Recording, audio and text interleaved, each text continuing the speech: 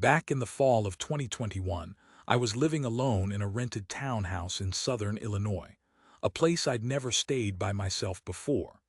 Even though I was 27, working a full-time job and had a steady routine, I still felt pretty uneasy about the whole situation. I'd just gone through a tough breakup, and I figured that having silence and solitude in that small, plain townhouse would help me clear my head. The place was part of a row of identical units, nothing fancy, just clean, quiet, and tucked away in a sleepy cul-de-sac off a rural highway. The neighborhood had that kind of sterile suburban vibe: beige vinyl siding, neatly trimmed hedges, wind chimes, and mailboxes with family names stenciled on them. Mostly older folks, with a few young families here and there. I didn't really know my neighbors, and honestly I liked it that way. I kept to myself. But almost right away, I noticed one person who stood out from the rest. He lived just 3 doors down. A tall, stocky guy in his mid-40s with a scruffy beard and a weird habit of hanging outside his house at night, sometimes just pacing, sometimes smoking, sometimes doing nothing at all but staring out into the street. Whenever I drove into my driveway around 9 or 10 p.m., there he'd be, leaning against his porch rail or standing at the edge of his driveway facing the street. He never waved, never smiled. He just stared. Even if I looked directly at him, he wouldn't do anything. I wanted to ignore it, so I did. I mentioned it a couple of times to friends and my mom, and they'd shrug it off. Maybe he was just a night owl or had insomnia. But I felt like there was something off about him, like he was always watching but never really involved. It wasn't just that he was there, it was the stillness around him. He didn't fidget or check his phone. He didn't shift his weight or do anything to draw attention. It was like he was a statue, just standing there with a blank stare. I kept telling myself not to get paranoid, but the longer I was there, the more that growing feeling in my gut started to gnaw at me. Then the noises started late one September. I first heard them around midnight. I'd just gotten home from a long shift at the distribution center, managing inventory. Normally, I got in around 10:30 p.m., exhausted, grabbed a quick bite, and then crashed. That night, I fell asleep around midnight, and at exactly 2:37 a.m., I woke up to what I can only describe as a loud scratching sound, metal against wood. At first, I thought maybe I just dreamed it, but then I heard it again, this slow, almost mournful creaking, like an old gate opening. My bedroom was upstairs at the back of the unit, with a sliding glass door and vertical blinds that led into a tiny fenced backyard. My heart started pounding as I sat up and listened. There was a pause, and then I heard footsteps, soft crunching sounds, like someone walking slowly over gravel. My whole backyard was covered in decorative rocks instead of grass, so every step was clear. These weren't animal sounds. I quietly grabbed my phone, slipped out of bed, and crouched by the window, peeking through the blinds.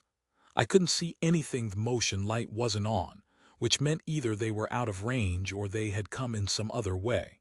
I didn't have a weapon, just a dull kitchen knife I kept in the nightstand, which now felt pretty stupid.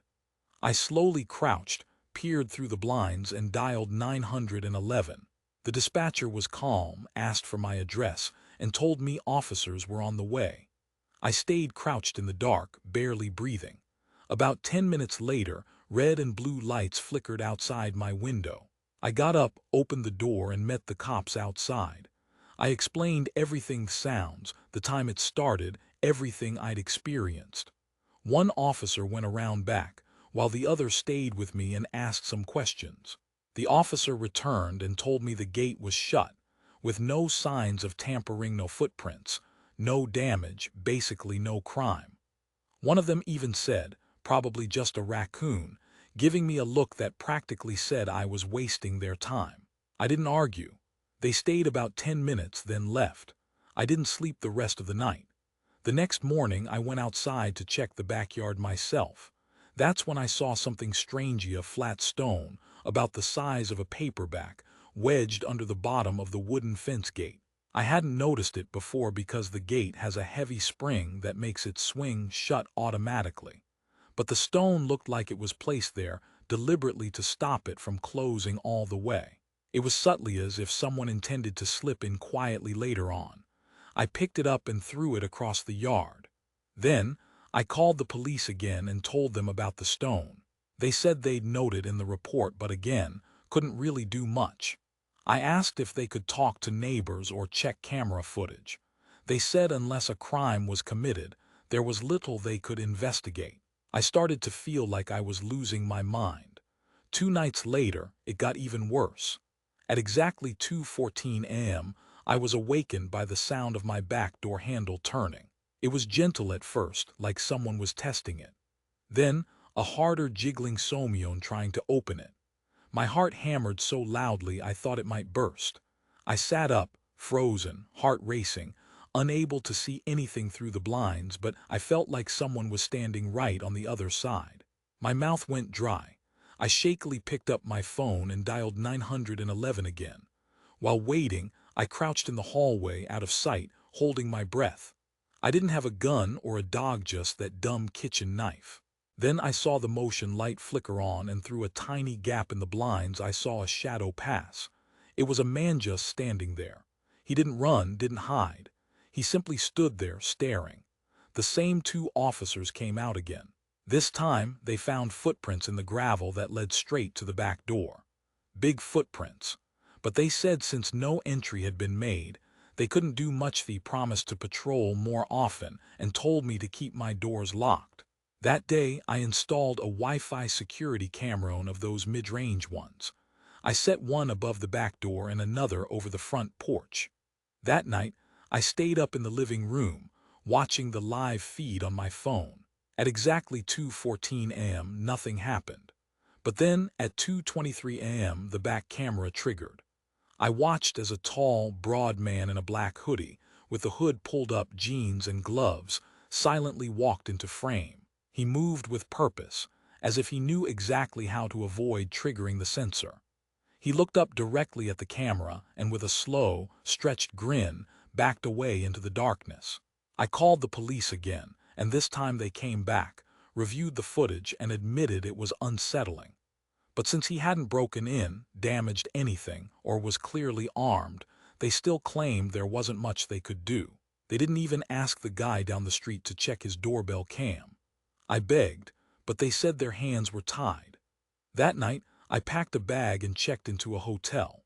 When I returned the next day, I found 4 muddy handprints on the glass doorway high up, and 2 lower down, like someone was crouched and staring through the window for a while. I moved out a week later, breaking my lease and losing my deposit.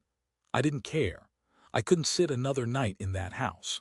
The last straw was the note I found shoved into my mailbox as I left. Handwritten on a torn piece of lined notebook paper, it said, "The cops leave, but I don't." That disturbed me so much I made one last report. The officer I talked to looked genuinely shaken when he read the note. He promised they'd do a wellness check around the neighborhood, but honestly, I didn't go back. About a month later, I got a message on Facebook from a girl named Kayla. She said she was the new tenant who moved in after me. Her message read, "Hi, sorry to bother you. I think you used to live here. Did you ever have someone in a black hoodie hanging around the backyard? I keep hearing footsteps at night, and last night someone knocked on the glass door around 2 a.m. and just stood there." I never replied. I didn't want to know what happened next. Later on, I work for a property preservation company. Usually, we handle foreclosed homes, securing them, cleaning them out, winterizing, sometimes boarding them up if they've been vandalized. It's not glamorous, but it pays decently and is usually pretty quiet. Most of the time, you're alone in houses that used to belong to people long gone. Sometimes it's sad, sometimes just boring, but every so often, you stumble onto a place that just feels unsettling. That was my experience in 2020 when I was assigned to clear out a property in upstate New York. It was one of those dying small townships, the businesses shuttered, the roads overgrown, and one lone gas station.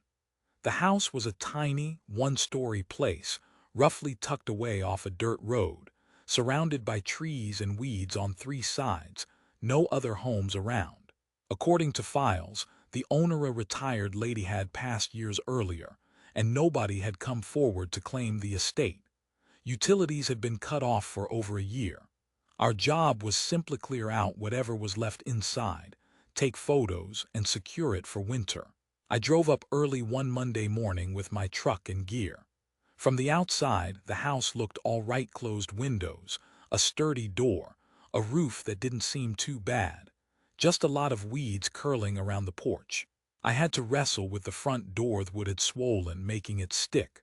Once inside, it looked normal enough: dusty, stale air, old furniture, and faded curtains. But then my work phone rang. I looked at the caller ID. Unknown. No signal out there, so I figured it was just a glitch. I answered anyway, but all I got was static, no voice, just that low crackle. I brushed it off and started documenting the place: photos of every room, every item. The living room was cluttered with old furniture, lace curtains, some framed painting stuff that looked like my grandma's house. The hallway smelled like mildew, dust, and something faintly metallic. There were 3 bedrooms. One was cleared out except for a sagging mattress on the floor. Another looked like a sewing room, with thread spools everywhere and an old sewing machine. I noticed a corkboard filled with newspaper abiturries, dozens of clipped-out, handwritten notes, all local names I didn't recognize. In the master bedroom, there was an old rotary phone on the nightstand, a colorless, yellowed thing I hadn't seen in years. I stared at it for a moment because I realized it probably didn't work anymore. Moving into the bathroom, my phone rang. Again, unknown caller. I hesitated, answered, and again, nothing. Then faintly I heard a whisper so soft I could barely catch it, saying, "Don't answer the phone in the bedroom." The line went dead. I froze, heart pounding. The house was dead silent. I checked outside, nothing, no sign of anyone. The windows were all closed. My first thought was some jerk was messing with me, maybe a prank or some kid pulling a stunt. But no one else knew I was there early, and my signal kept flickering in and out. I tried calling my boss, but the call failed. I decided to finish quickly. I packed up some loose stuff in the living room, but I kept feeling watched. Gut instinct told me to get out. Then, out of nowhere, the phone in the bedroom rang again, this time, loud and shrill, echoing through the house. The old rotary phone, which should have been dead, rang like an old-fashioned bell. I was just standing in the doorway, holding the flashlight, hesitant to go near it. The line was disconnected, no dial tone. Still, it kept ringing. I took a cautious step toward the bedroom, the phone trembling on the nightstand. No way I was picking that up. The ringing eventually stopped. I backed away, deciding I'd had enough. But I still needed to check the basement, to secure the house properly. I almost told myself to forget about it, but something made me keep going. Maybe pride, maybe denial about how scared I was. The basement door was in the kitchen. I crept open slowly. The stairs creaked under my weight as I stepped down, flashlight in hand. The air smelled like mold and rust, with shelves holding old paint cans and some broken furniture. At the back corner there was a small table, and on it an unfamiliar cordless phone, dusty and gray. Beside it, a stack of yellowed notebooks caught my eye. I picked one up and flipped through it. Every page had a name, a date, and a brief note. Lena H., July 3, 2019, rang once, didn't answer. Carl M., September 12, 2019, was warned. Dozens of entries, all with the same pattern. My heart hammered hard in my chest as I looked around. I had a terrible feeling I wasn't alone in that basement, that someone was watching me from the shadows. I bolted back upstairs, heart in my throat, and hurried out of the house. I drove straight to the office and filed my report, but I kept quiet about the worst parts, just said it was unsafe and might have squatters or interference. They reassigned the job. 2 days later, I got a strange text from Mark, one of the other guys. He'd gone out that morning to finish what I'd started. He didn't know all the details, but he sent me a message. The phone in the bedroom with no service rang while I was down there. What the hell? I called his cell immediately, but he said he'd been too freaked out to answer. Turns out, he quit the next day, just walked away without notice. No idea what he saw, but I eventually looked him up online. He's still around, posting pictures and stuff. Still, I never spoke to him again. I don't know what that house was hiding, but whatever it was, it clearly scared him enough to cut ties. The police did try to check the house after Mark Bielade, but they found nothing, no signs of squatters, no damage, no disturbance. Everything about that place felt like something straight out of a horror movie. Of house's location, its ramshackle interior, those disturbing phone calls, that creepy voice, the ringing house phone. It was like I'd stumbled into something truly unnatural. I swear. It could have been a sick prank or an elaborate trap. I just don't know. Back in 2019, I was in my late 20s, living alone in a modest house on the outskirts of town. Not fancy, just an older one-story place with creaky floors, thin walls, and a small backyard. It was cheap and came with a basement perfect for storage. I moved in that spring, and for the first few months, everything seemed normal enough. Sure, some pipes rattled when I turned on the shower, and one kitchen cabinet would swing open on its own now and then, but nothing really alarming for a house that old. My only real problem was the basement. The door was in the hallway next to the bathroom, heavy and a little squeaky. The light switch was halfway down the stairs, which meant I had to walk into pitch darkness before I could turn on the light. The first time I went down, I felt weird, like uneasy, but not scared. Just a kind of strange feeling in my gut. The single light bulb barely lit the corners, and the air smelled like moldy wood. I didn't linger, just stored a few tools there, shut the door, and forgot about it. That all changed in late October. I'd just come home from my night shift security job. I was usually home around 3 a.m. I was heading to the bathroom before bed when I heard it. A faint knock, 3 soft taps coming from behind the basement door. I froze. At first, I thought maybe I was imagining it, maybe the house was just settling or something. But then, sure enough, I heard those same 3 knocks again. My heart almost stopped. I backed up a few steps, stared at the door, and froze. I didn't say or do anything. Just stood there holding my breath, listening. And there was silence. I whispered to myself, it's just the house, even though I wasn't really convinced. I didn't open the door. I went straight into my bedroom, locked the door, and stayed awake for the next couple of hours listening. Eventually, I drifted off with the TV on, and the next morning I checked the basement. Everything was just as I'd left it. No footprints, no broken windows, no signs of anyone. I told myself it was probably the house settling, or maybe a small animal sneaking in. But a few nights later, it happened again. This time, I was brushing my teeth and heard the knock. Not 3 taps, the sound of just one loud, forceful knock, close to the door, like someone was using their knuckles or a fist. I opened the bathroom door, looked down the hall, but the basement door was closed. I pressed my ear against the wood. Nothing.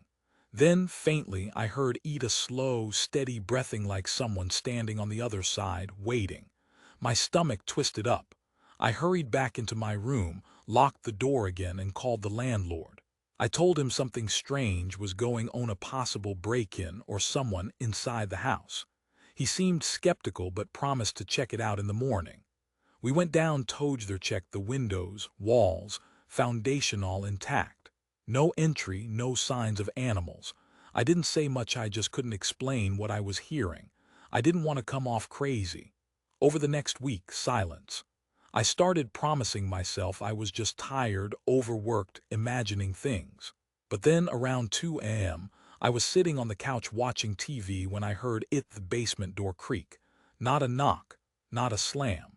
Just a slow, grinding sound, like the hinges moving. I sat up rigid, turned off the TV, and looked down the hall. The door was wide open, something I hadn't touched in over a week. I grabbed my flashlight and crept toward it, trembling. I didn't have a weapon, just my nerves, but I had to see. I shined my light down into the dark basement. The bulb was dead, probably burned out. As I stood there, I heard footsteps, slow, deliberate footsteps coming up the stairs. I backed away, heart pounding, suddenly scared out of my mind. Without thinking, I slammed the basement door shut, gripping the handle tightly. I felt something press against the other side of the weight of something leaning into it. Then I heard the footsteps stop and I locked the door for good. I immediately called the police. They arrived about 10 minutes later and 2 officers searched the house. They went into the basement, then came right back out. No signs of anyone, no damage, no disturbance, nothing. One of them even asked if I'd been watching horror movies. I knew what I'd heard, though. After they left, I couldn't go back inside, just stood outside staring at that house. Finally, I went in, locked every door and window, and stayed awake until dawn. I bought a padlock and installed it myself in the basement door. I didn't care if it was against the rules. I needed that security. For a whole month, everything was quiet, no knocks, no voices, nothing. I almost started to relax. Almost. But then one night I came home from work and saw the basement door was open again. Not just unlocked, but the padlock was broken and lying on the floor. The door itself was slightly ajar. I froze, staring at it. And I realized every time this had happened, it was always at night when I was alone. Never during the day, never with anyone around.